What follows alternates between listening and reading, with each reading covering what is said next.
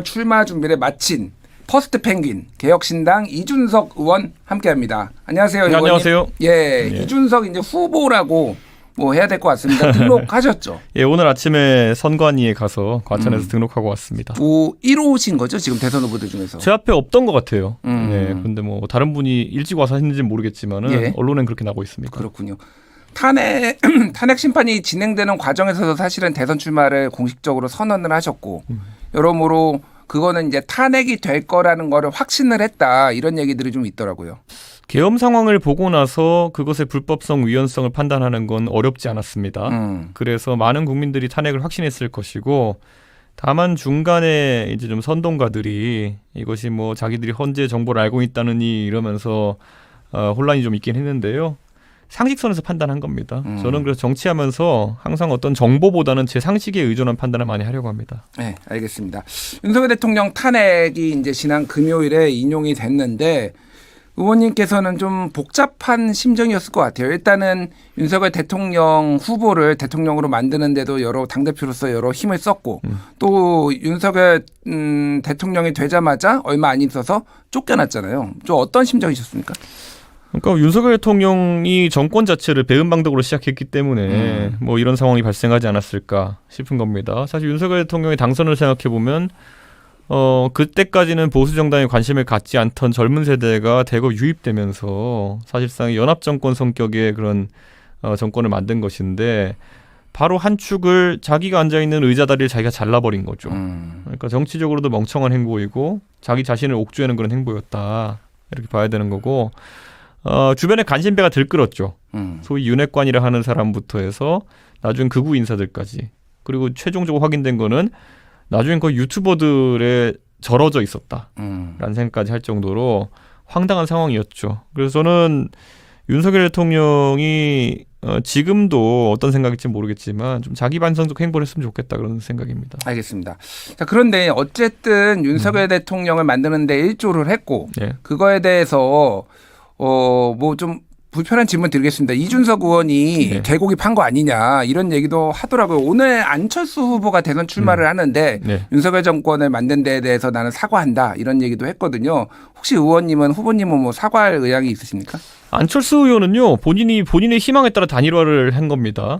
그렇기 때문에 본인의 선택에 대해서 이야기할 수 있지만 저는 제가 먼저 당대표로 선출되고 그다음에 당원들이 선거를 통해 가지고 후보를 만든 겁니다. 거기서 제가 할 수 있는 선택은 후보를 보자마자 이 사람이 까면 안 됩니다 하고 제가 그만두든지 아니면은 어쨌든 당 대표로서의 책무를 하든지였거든요. 그건 다 기억하실 겁니다. 저는 책무를 하기로 했고 책무를 하는 과정에서 이 사람을 고쳤으려고 굉장히 노력 많이 했던 겁니다. 그 당시에는 많은 분들이 저한테 너는 왜 그렇게 모질게 그 후보한테 계속 얘기하냐. 너는 왜 후보한테 계속 이것저것 고치라 그래가지고 후보랑 틀어져가지고 어떤 분은 가출이라 표현하기도 했어요. 저한테 굉장히 모욕적이었죠. 저는 이 정치 초보이면서 굉장히 성격이 좀 괴팍한 후보를 어떻게든 바로잡아가지고 고쳐보려고 했던 건데 그거를 이제 가출이라고 비하적 표현했으니까요. 네. 저는 제 입장에 최선을 다했고 그 결과론적으로 제가 여기에 대해 가지고 사과를 하는 것은 좀 어렵다 이렇게 말씀드리지만은 어쨌든 정치인의 한 사람으로서 대한민국 정치가 이렇게 혼란스러운 것에 대해서는 당연히 죄송하게 생각해야죠. 알겠습니다. 그러니까 뭐 이제 지금은 국민의힘 소속은 아니지만은 이제 크게 이제 보수 정당에 있었던 분으로서 조금 뭐 여쭤보면은 왜 국민의힘 보수 정당은 계속 용병을 쓰는 것인가 소위 말하는 왜 스스로 대통령 후보를 만들어내지 못하고 계속 외부의 인사를 들여가지고 대선 후보를 만드는 것인가에 대해서 조금 우려 섞인 목소리, 비판의 목소리도 있거든요. 왜 그렇게 윤석열이라는 사람을 꼭 들여서 했어야 됐나? 어떻게 보십니까? 대통령 정도 되는 사람 만들려 그러면 서사를 구축해야 되거든요, 정치인이. 근데 국민의힘의 정치인들이 서사를 만들려면 도전을 해야 됩니다. 어려운 곳에 선거를 뛰려고 한다든지 뭐 그런 아니면 어려운 과제에 도전한다든지 이런 도전 서사가 있어야 되는데 서사가 없는 거죠. 안전지향적이고 오히려 도전하는 사람들 뒤에서 음해하고 이런 것들이 문화가 돼 있기 때문에 노무현 대통령 같은 도전을 하면은 조소당합니다. 저도 이번에 동탄에서 당선됐으니까 조금 평가가 달라진 거지. 제가 제 고향이었던 상계동에 3번씩 선거 어려운 데 도전해가지고 뛸 때 저를 조소하기 바빴지 저를 응원하는 분위기는 전혀 없었어요. 예, 저는 뭐 마삼중이다 이런 거 막 이제 갖다 붙이고 해가지고 조롱하는 분위기잖아요. 예. 그런 환경에서 누가 도전을 하고 서사를 만들겠습니까? 그러다 보니까 본인들에게 적밖에 없는 거예요. 그러니까 문재인 정권 시절에 우리의 적은 문재인. 근데 문재인을 가장 곤란하게 만든 사람이 누구냐? 윤석열. 이 조국 사태를 이제 다루면서 문재인이 곤란해졌다. 이런 아주 단편적인 사실들로 자기들만의 영웅을 만든 거죠. 예. 그러니까 저는 서사를 만드는 노력 자체가 없었기 때문에 서사도 급조된 거다 이런 생각을 하는 겁니다. 알겠습니다. 자, 이제 본격적으로 대선 얘기를 좀 해봐야 될 것 같아요. 지금 우리나라 대선의 역사상 제3정당의 후보가 당선된 적은 대통령으로 당선된 적은 한 번도 없습니다. 뭐 총선이야 이제 이준석 의원 케이스도 있고 여러 케이스가 있지만은 지금 상황을 좀 어떻게 보고 있는지 좀 궁금해요. 저는 어느 때보다도 이제 더 이상 법조인 정치는 안 된다라는 생각을 국민들이 할 거라 생각합니다.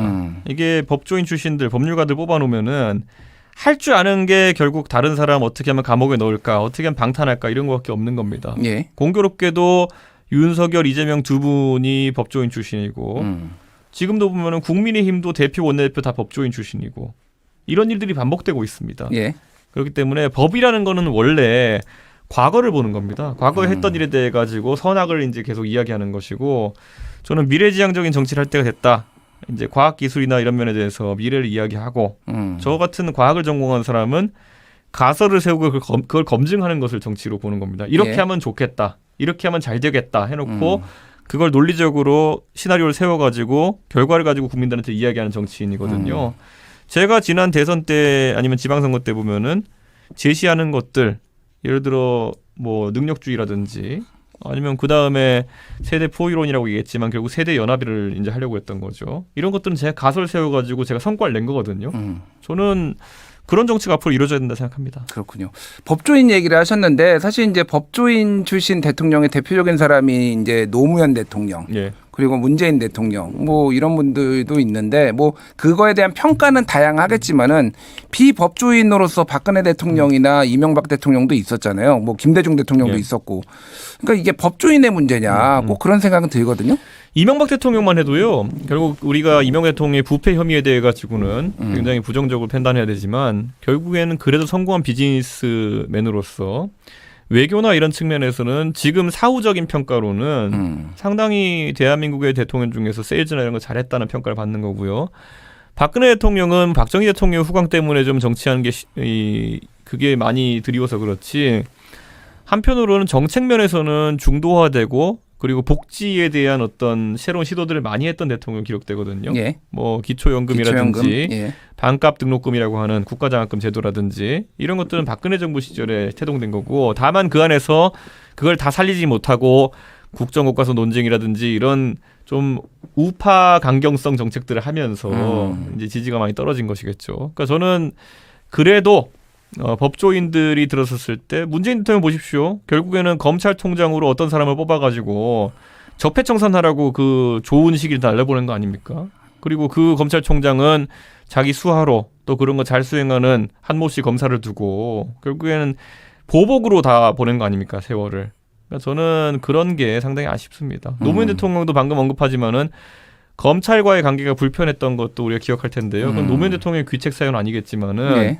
한편으로는 법조에서 너무 많은 진력을 쏟았다. 처음에 강금실 법무부 장관을 임명한다든지 네. 이런 것들은 법조 개혁에 대한 노무현 대통령의 의지가 관철된 것이었거든요. 근데 그게 대한민국의 다는 아니거든요. 그러니까 저는 노무현 대통령께서도 시야가 초기에 그런 법조 권력과의 싸움 쪽으로 갔던 것이 안타깝다. 좀 그런 생각을 합니다. 알겠습니다. 근데 제가 이제 딱 듣기로는 이 법조인 출신은 안 된다라고 하니까 특정인들이 딱딱딱 제 머릿속에 좀 떠올라서 예를 들면 한동훈 전 대표라든지 홍준표 시장, 검사 출신의 홍준표 시장이라든지 아니면은 뭐 이재명 대표도 이제 변호사고 그래서 본인과 경쟁 상대인 사람들의 지금 다 저격한 거 아니냐 약간 이런 생각이 들어요. 뭐 홍준표 시장이나 오세훈 시장만 해도요. 이분들은 정치인으로서의 경력, 행정가로서의 경력이 이미 그 검사나 변호사로서의 경력보다 훨씬 깁니다. 몇 배는 될 겁니다. 그렇기 때문에 그분들은 뭐 소위 말하는 법조인으로 불리기는 어렵고요. 우리가 잘 아는 윤석열 대통령이나 아니면 한동훈 전 법무부 장관 이제 전 대표는 법조 경력이 정치에 비해서 거의 10배 이상 길죠. 그렇기 때문에 조금 문제가 다르다. 이렇게 말씀드립니다. 그리고 뭐 안철수 의원 같은 경우에도 비법조인 출신으로서 요즘 대선 후보로 이야기되고 있고 유승민 의원도 경제학자 출신으로서 이야기되고 있는데 다양성은 좋은 겁니다. 지금까지는 너무 법조인들이 들어와가지고 누굴 감옥에 보내고 나는 감옥에 안 가고 이것만 다루다가 대한민국이 허송세월했습니다. 예, 알겠습니다. 자, 그럼 이제 제3지대 후보가 항상 어려운 거는 우리가 익히 알고 있고 그러다 보니까 대선 때만 되면 항상 단일화 압력이 있었거든요. 그렇죠. 이준석 후보는 이미 단일화는 하지 않는다라고 여러 차례 얘기를 한 걸로 알고 있는데 단일화를 저는 질문을 좀 바꿔볼게요. 단일화를 하게 될 만한 조건이 있습니까? 그러면은 단일화가 가능할 수도 있다. 없습니다. 없어요. 그러니까 이게 흔히들 이준석이 왜 기성 정치권에서 뭐 싸가지 없다 이런 소리를 하느냐 이렇게 얘기하면요. 그들이 얘기하는 대세론적 그런 도식을 안 따라서 그래요. 예. 제가 뭐 저한테 막 당에서 내쫓으려고 이렇게 국민의힘에서 했을 때 네가 조금만 참으면은 뭐 이렇게 해서 뭐 기회가 오지 않겠냐 이런 가스라이팅 저는 안 믿거든요. 대부분 그런 가스라이팅 믿으면 나중에 그냥 정치 그만두게 되는 케이스가 많아요. 왜냐? 저한테 이 무자비한 자들이 무지막지한 자들이 성상납이라는 허위 사실로 걸어버렸잖아요. 그렇기 때문에 이거에서 제가 가만히 있으면은 너 문제 있는 거 아니야 이렇게 하는 여론이 퍼질 것이고 저는 거기에 강하게 대처할 수밖에 없었던 것이고 저는 꿀릴 게 없으니까 강하게 대처했던 것이죠. 그러니까 그런 조언해 주는 척하면서 말도 안 되는 소리 하는 경우가 많은데 지금 그 단일화 같은 경우에도요. 생각해 보시면은 제가 그냥 관성대로 뭐 그냥 가스라이팅 하는 거. 야, 네가 뭐 보수 정치인 하려 그러면은 뭐 배신자론에 안 들어가려면은 뭐 이렇게 해서 뭐 이렇게 해야 된다. 뭐 나중에 너 보수에 심상정 되는 거 아니냐. 뭐 별의별 얘기 다 해요. 그건 그들이 살아온 세상에서의 그들의 이야기고요. 저는 그런 거 믿지 않습니다. 그러니까 예를 들면 제가 조금 더 구체적으로 안 하신다고 하니까 알겠는데 예를 들면 이렇게 한번 해볼게요. 예전에 노무현 정몽준 단일화 같은 경우에도 여러 가지 세부적인 룰 가지고 했지만은 결국은 여론조사로 누가 높게 나오느냐로 했잖아요. 이거를 그러니까 제3지대 너희가 후보를 접어라가 아니라 뭐 예를 들면은 뭐 국민의힘의 뭐 오세훈 시장 뭐 이런 분들이 후보가 됐다. 이건 아주 가정입니다. 그래서 동등한 자격으로 여론조사로 한번 단일화 해보자. 이렇게 제안이 와도 안 하실 건가요? 저는요 동탄 선거 때도 저한테 그런 제안을 한 사람들이 많았죠. 저는 하면은 진단 확신이 있었어요. 그렇게 왜냐하면 대한민국의 그 평론가나 아니면 언론인들이 보수와 진보로 나눠져 있다라는 그런 상투적인 이야기를 하지만은 사실은 저는 미래냐 과거냐로도 나뉘어 있다는 생각을 합니다. 아까 제가 법조냐 아니면 나머지 이제 미래냐 이런 얘기를 한 것도 있는 것처럼 대한민국 국민들이 그렇게 간단하게 보수 뭉친다, 진보 뭉친다 이런 식으로 생각하지 않습니다. 이 선거를 통해서 대한민국이 적어도 어제보다 나은 내일이 될 것이냐라는 걸 기대하는 거지. 뭐 합치면 이긴다 이런 이야기는 예전에 황교안 대표가 2020년에 무조건 뭉치면 이긴다 그래서 미래통합당 시도를 해가지고 그때 180석으로 깨지면서 103석이었죠 미래통합당. 그러니까 상대장이 180석 되면서 그렇게 그냥 다 부인된 이론이거든요. 합치면 이긴다 이런 거는 보수가 옛날에 한 1990년대쯤에 할 수 있던 얘기고 그게 3당 합당의 이론적 근거가 되는 거지. 지금은 전혀 아닙니다. 그런 게. 그렇군요. 알겠습니다. 그러면은 이제 우리나라에는 결선 투표제가 있는 게 아니니까 이준석 후보가 이기기 어렵지 않냐, 대선에서 당선되기 어렵지 않냐라는 게 중론이기는 해요. 어떤 승리할 비책을 좀 가지고 계시니 궁금해요. 비책은 방송에서 털어놓으면 안 되는 거고. 근데 이준석에 대해서 사람들이 많은 예상을 하지만 또 끝까지 맞는 경우도 거의 없습니다. 사실 작년 지금이 벌써 한 4월 8일인가요? 작년으로 돌아가 보면은 선거 총선 이틀 전인가 그랬을 텐데요. 그때 전부 다 이준석 끝났다라고 이제 방송에 노래 부르고 있었죠. 그런 상황이었고 이준석 뭐 당대표 쫓겨나면은 저 사람 이제 정계 은퇴하는구나 이런 얘기하는 사람도 많았고 제가 이걸 그래서 제가 이렇게 얘기하는 이유는요. 저는 정치를 진정성 있게 하면 항상 그 결과는 따라온다는 생각을 했습니다. 대선을 앞두고도 오늘 제가 밤 늦게 이제 새벽 1시에 이제 대구로 내려가서 이제 인사하는 일정을 할 거거든요. 새벽 5시부터 진정성으로 승부하는 것이 유일한 답이다. 그리고 그 안에 세부적인 기술이나 이런 것들은 대한민국에서 누구보다 제가 잘할 자신 있다 이렇게 말씀드립니다. 알겠습니다. 좀 정치 현안이긴 하지만은 또 대선하고 관련된 거 가지고 여쭤볼게요. 지금 우원식 국회의장이 개헌을 하자. 그래서 대선 이번 투표 때 같이 개헌 투표도 하자 이런 제안을 했고 그런데 이제 국민의힘 쪽에서는 환영을 했고 민주당의 이재명 대표는 내란 종식이 우선이다 이런 얘기를 해서 조금 거리를 두는 상황이에요. 이준석 의원은 좀 어떤 개헌에 대해서 어떤 생각을 가지고 있는지 뭐 이제 어떤 정치 이 권력 구조 개편 뭐 4년 중임제도 있고 뭐 여러 가지가 있을 수 있고 뭐 결선 투표제라든지 그 외에 여러 가지가 있는데 어떤 생각을 가지고 계십니까? 저는 개헌을 이렇게 너무 날 잡아야 된다는 분위기 또는 이렇게 빅 이벤트로 만들 필요 없다 생각합니다.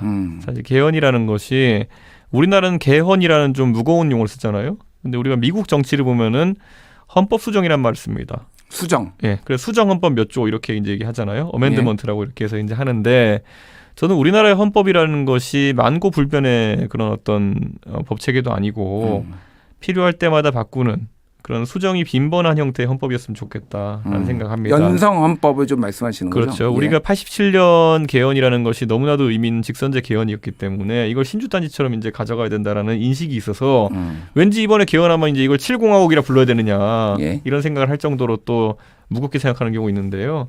저는 개헌 수요가 생길 때마다 국회가 합의를 통해 가지고 이런 것들을 통과시키는 것이 중요하다. 그래서 저는 이번에 오히려 이 너무 큰 개헌이라는 무게를 60일도 안 되는 시간에 처리하려고 하면은 날림성 무거운 개헌이 될 수 있다. 그래서 저는 그거는 좀 우려스럽습니다. 하면 좋죠. 근데 잘 안 될 겁니다. 알겠습니다. 예. 오늘 그 한덕수 국무총리 대통령 권한대행이 마은혁 재판관 국회가 추천한 마은혁 재판관에 임명을 하면서 또 2명의 대통령목 4월 18일에 이제 퇴임하는 문영배 재판관 2명에 대해서 지금 임명을 해요. 근데 이완규 법제처장이 들어가 있더라고요. 그래서 지금 굉장히 논란인데 그건 어떻게 보셨습니까? 저는 굉장히 부정적으로 보고요. 논란이 많은 인사를 지금 굳이 임명할 필요 없다 이런 생각이고 한편으로는 저는 뭐 한덕수 총리님이 국민의힘의 영향을 받아서 그랬다라는 뭐 증거나 이런 건 없기 때문에 제 추측입니다만 국민의힘 측은 지금 대선 결과에 따라 가지고 대선 직후에 신정부의 법무부 장관의 주도하에 정당 해산 심판이 걸릴 수 있다는 걸 굉장히 두려워하고 있는 것 같아요. 위헌정당 해산 심판은 법무부 장관이 이제 주도를 해야 되죠. 그렇죠. 그리고 헌법재판소에서 탄핵과 마찬가지로 6인 이상 인용으로 되면 정당이 해산되거든요.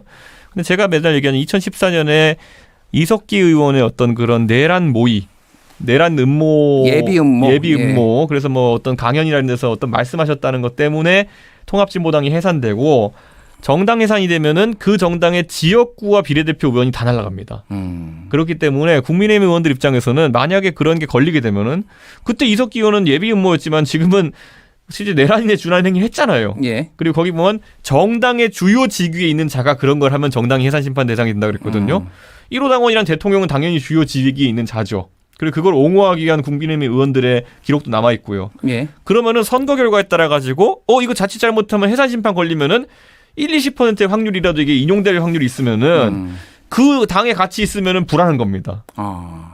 그러면은 1-20%의 확률로 그러니까 이게 낮은 확률처럼 보이지만은 1-20% 확률로 내가 정치적으로 죽는다 이런 거예요. 그럼 높은 확률이죠. 그렇게 되면은 이 변수를 줄이는 것이 국민의 입장에서는 지금 상황에서도 굉장히 중요할 것이다. 그래서 좀 그런 곳에 우호적일 수밖에 없는 헌법재판관들을 임명해야 된다는 내부적인 압력이 있었을 겁니다. 근데 이완규 법제처장은 지금 내란 가담 혐의로 경찰에서 지금 조사받고 피의자 신분이거든요. 이게 그래서 이게 좀 적절하냐 또 대통령 권한대행이 임명할 권한조차 없다. 현상 유지만 해야 된다. 이런 얘기가 좀 법조인 다수설이라서. 자, 우리가 이종섭 호주 대사를 임명할 때 저거 굳이 선거 앞두고 왜 저러냐 이랬는데 사실 악재가 맞잖아요. 근데 그 악재보다도 더 중요한 리스크가 있었던 거겠죠. 그 이종섭 장관에 관해선 뭐 최혜병이라든지 아니면 박정훈 대령 관련해 더 리스크가 있었기 때문에 그런 식의 일을 한 거겠죠. 지금도 아까 말했듯이 이걸 선거 앞두고 하는 것 자체가 비상식적이거든요. 그런데 하는 이유는 아까 말했던 것처럼 결국 지금 권한대행 체제에서 임명을 해놔야 아까 말했던 그런 위헌정당 심판이라든지 해산 심판이라든지 이런 것들에 리스크를 덜어낼 수 있다라고 판단하는 걸 보입니다. 알겠습니다. 자, 이제 대선이 이제 조만간 후보들이 조금씩 등록을 할 것 같은데 선거의 3요소는 구도, 인물, 이슈 보통 뭐 이런 얘기를 하잖아요. 일단 제일 중요한 게 구도라는 얘기를 많이들 하시더라고요. 뭐 어쨌든 어느 게 중요한지는 저도 모르겠으나 구도가 그럼 어떤 식으로 몇 자 구도가 좀 될 것 같나요? 이게 저는 뭐 여러분들이 나올 수 있다 생각하지만 유의미한 건 3자 구도일 거라 생각합니다. 그리고 예전에 안철수 의원이 대선을 뛸 때 그때 안철수 의원의 지지율도 뭐 6% 7% 이러다가 나중에는 1등하는 조사도만 한번 나왔던 걸로 기억하고 있습니다. 예. 그러니까 탄핵 대선이라는 것은 변동성이 워낙 크기 때문에 우리가 지금 뭐 일희일비할 필요는 없다라는 생각을 하고요. 그때 안철수 의원도 1위 하는 지표가 잠깐 나왔던 적도 있지만 결국 본인이 그걸 계속 끌고 갈 역량이 좀 정치적으로 그 당시 훈련이 덜 됐기 때문에 결국에는 뭐 우리 잘 아는 병설 유치원 논란이라든지 뭐 여러 가지 좀 토론에서 말실수라든지 예. 이런 게 부각됐던 거 아니겠습니까? 그러니까 2017년 대선 말씀하시는 거죠? 탄핵 그러니까? 대선 말하는 거죠. 예. 저도 그렇기 때문에 이 사이클 속에서 제가 그래도 정치를 하면서 쌓아온 경력이나 아니면 그런 노하우들이 있기 때문에 그런 파도에 이제 그 높은 지점에서는 파도를 좀 타고 내려간 지점에서는 또 잘 웅크리고 이런 것들을 어떻게 잘 해내느냐가 저에게 달려있다 봅니다. 알겠습니다. 이준석 후보에게 이제 따라다니는 얘기가 예. 이제 뭐 요거는 많이 질문도 받으셨긴 예. 했는데 젠더 갈라치기, 네. 세대 갈라치기 이런 거를 주 전략으로 쓰는 거 아니냐 이런 비판들이 예전에 당대표 할 때부터 있었고 네. 뭐 지금도 좀 있는 것 같습니다. 이거는 좀 어떻게 생각을 하십니까? 이제는 이런 관성에서 그냥 관성에서 이런 걸 뭐 갖다 붙인다 낙인 찍는다고 해가지고 우리 유권자들이 이걸 그대로 받아들이시면 안 되는 게 이준석이 예를 들어 노인 갈라치기 한다 얘기하는 이유가 예전에 서울 지하철에 대해 가지고 무임승차 조정해야 되는 거 아니야 얘기했던 것들 이런 것들일 테고 젠더 이슈 같은 경우에도 사실 문재인 정부 때 극심했어요. 예. 그런데 그런 것들에 대해서 그것에 대한 다른 얘기를 했다는 이유 때문에 그렇게 가는 건데요. 젊은 세대는 알잖아요. 젊은 세대는 지금 그 젠더 갈등이라는 것이 오히려 2017년 18년 때 극대화됐던 것이고 거기에 대해 이준석이 하는 말이 이렇다 하니까 거기에 대해서 이제 다른 여론이 생기는 거잖아요. 전장현 문제 같은 경우에도 처음엔 장애인 혐오니 뭐 이랬는데 그게 아니라 전장현이 과도한 요구를 하고 있고 저거는 문명적인 방법이 아니다는 제 지적이 옳았다는 것이 이제 드러나고 있는 거거든요. 저는 이런 프레임 씌우기나 이런 것들에 대해서 의연하게 대처합니다. 왜냐하면 그렇게 하지 않고는 대한민국의 문제들이 해결이 안 되고요. 네. 저는 그 성과가 조금씩 나오고 있다. 이런 생각합니다. 전장현도 예전만큼 그렇게 무조건 장애인이 선자다라는 프레임에서 시위나 이런 걸 하지 않거든요. 예. 그리고 젠더 이슈 같은 경우에도 옛날에는 정치권에서 무조건 한쪽 성별에 유리한 방향으로 다루다가 예. 이제는 그러지 않는 것처럼 저는 제가 그런 사회 진보를 이끌 책무가 정치인으로 수 있다 생각합니다. 알겠습니다. 어제 오늘 좀 중요한 몇 개 이준석 후보한테는 중요한 게 나왔는데 하나는 네. 허은하 전 대표의 가처분 신청이 지금 기각됐다. 두 번째인 네. 거고 또 하나는 경찰에서 이준석의 하버드 성적표가 위조되지 않았다라는 걸 확인해 준 게 또 있더라고요. 예, 사실 예. 제 하버드 성적표 위조건 같은 경우는 제가 성적표도 다 공개하고 학생증도 공개하고 뭐 졸업증명도 다 공개하고 했는데요. 그냥 유튜버들이 윤석열 정부에 대해서 제가 쓴소리 하니까 극우 유튜버들이라는 사람들이 계속 이의 제기를 한 겁니다. 그런데 뭐가 잦으면 뭐가 난다고 그냥 계속 그렇게 나오니까 뭔가 있나 싶어가지고 많은 분들이 혹했던 건데요. 예. 이미 무혐의 다 나오고 그리고 이것 다 해결된 거고 성상납 이런 것도 이미 무혐의 나온 지 오래됐거든요. 예. 그런데 아직도 저한테 뭐 성상납 어떻게 했냐 빨리 수사해라 이러고 있는 분들이 있거든요. 그러니까 이게 대한민국 기득권 정치가 젊은 사람 하나 묻으려고 이런 것들을 갖다 쏟아붓고 이런 게 하나의 문화가 돼버렸는데 예. 저는 이제는 좀 이런 흑색 선전에 너무 많은 시간을 정치인 낭비하지 않아도 되는 그런 세상이 됐으면 좋겠습니다. 그리고 허은하 대표의 건에 관해 가지고는 이제 법적으로 본인이 하실 만한 거 다 하셨으면은 받아들이는 것 같은데 뭐 참 안타깝습니다. 예. 왜냐하면 이 문제는 애초에 개혁신당의 당원들이 이렇게 판단했던 거고 이미 그때 종결이 난 것인데 어떻게든 이슈화를 계속 하려는 움직임이 있었던 것 같은데 다 종결됐으니까 개혁신당은 지금 일치 단결해서 대선 준비하고 있습니다. 허은하 대표하고의 갈등이 뭐가 됐든 그게 이 대선 대권 행보에 좋지는 않다 이런 얘기도 있더라고요. 좀 허은하 대표랑 화해를 하고 대선 캠프에서 같이 일을 한다든지 뭐 이런 생각 없으신가요? 애초에 저는 허은하 대표에 대해 가지고 뭐 허은하 대표를 어떻게 하겠다는 얘기를 한 적이 없기 때문에 예. 허은하 대표가 저에 대해서 험한 말들 요즘 하고 다니시는 건 알지만은 그 이유를 저는 알지 못합니다. 그렇기 때문에 그거는 제가 풀 사항이 아닌 것 같습니다. 예. 허은하 대표가 마음을 바꿔야 된다. 무슨 생각인지 모르겠습니다. 저는 예. 제가 뭐 예를 들어 허은하 대표를 나가라고 한 것도 아니고 저는 당직자들과 오해가 있는 것 같으니 결자 해제란 말밖에 한 게 없거든요. 근데 거기서 이제 본인이 왜 돌발 행동들을 했는지는 모르겠지만은 저는 언제든지 대선을 승리를 위해 가지고 힘을 합친다면은 거기에 응할 자신이 있습니다. 예. 자, 이거는 마지막으로 오늘 이제 인터뷰 앞으로 하실 분들한테도 다 공통 질문인데요. 이준석에게 대한민국이란 무엇인가 그리고 이준석에게 리더란 무엇인가 뭐 합쳐서 말씀하셔도 되고요. 예. 제가 85년생인데요. 저희 세대가 아마 선진국으로 바뀌어가는 대한민국 속에서 이제 살아왔던 그런 세대일 겁니다. 그럼 그 세대가 바라는 대한민국의 상이라는 것이 기성세대와는 좀 다를지도 모르겠습니다. 기성세대의 그런 역할과 영광은 존중하면서도 이제 새로운 대한민국을 만들겠다는 의지가 있고 그 대한민국이 국제사회에서도 빛나길 바라는 게 이준석의 대한민국의 의미고요. 저는 리더라는 것은요. 항상 책임 있는 결정을 하고 용기 있게 나서는 사람이다 이렇게 생각합니다. 대한민국에 팔로워가 너무 많아요. 그러니까 정치인 중에서 결국 여론에 따라 가지고 이렇게 움직이는 팔로워가 너무 많은데요. 저는 항상 대한민국에 좋은 길을 제시하고 그 방향으로 이끌어 가지고 대한민국이 발전하는 그런 리더십을 발휘하고 싶습니다. 네, 알겠습니다. 오늘 여기까지 하겠습니다. 지금까지 개혁신당 이준석 대선 후보와 함께했습니다. 후보님 감사합니다. 예, 감사합니다.